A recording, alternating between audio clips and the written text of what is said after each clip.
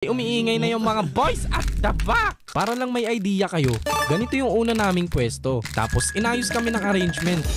Andito na ako tapos yung dalawang tropa na hiwalay rin sa akin. Pagka sinuwerte ka nga naman, halos nasa likod ko lang si JK nun. Sobrang na-conscious ako sa bawat kilos at body posture ko habang nagkaklase. Kasi nga nasa likod lang banda si JK. Pero nung break time, tumabi muna ako saglit sa kanya para kausapin. JK, yung ruler ko di mo pa binabalik Kala mo nalimutan ko na yon? Wala, nabalik ko na yun.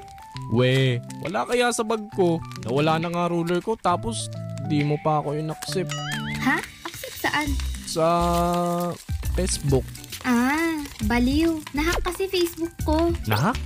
Oo, gulat ako di ko na mabuksan Potek, akala ko ayaw niya sa akin. May chance pa.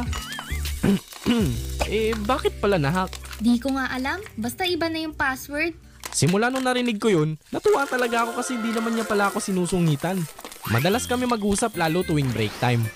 Lagi akong sumusunod sa kanya para makipagkwentuhan lang. Oo nga pala, mamayang uwian, saan ka? Uuwi. Oo nga naman, uwian nga Hirap pala maging torpe. Ano yun? Sabi ko may quiz daw bukas umaga, wag kang papalit Kinabukasan, may quiz kami noon. Nag-aalala ko noon kasi 5 minutes na lang magi-start na yung quiz. Ala, late ata si JK. Hindi ko pa naaaninag yung kagandahan niya. Sa hindi inaasahang pangyayari, tapos na yung quiz noong nakarating si JK. Napaiyak na lang siya sa upuan niya, siguro sa pressure na rin. Wala akong nagawa noon. Tapos nakatingin lang ako. Hindi ko kasi ugaling mang comfort Pero sa time na yon, ate, isa nga pong tubig, tsaka isang gayuma na rin. Joke lang, pillows po.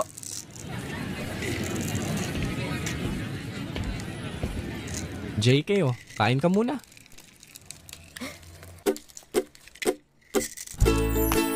Simula nun, madalas na kaming magkasama simula sa break time.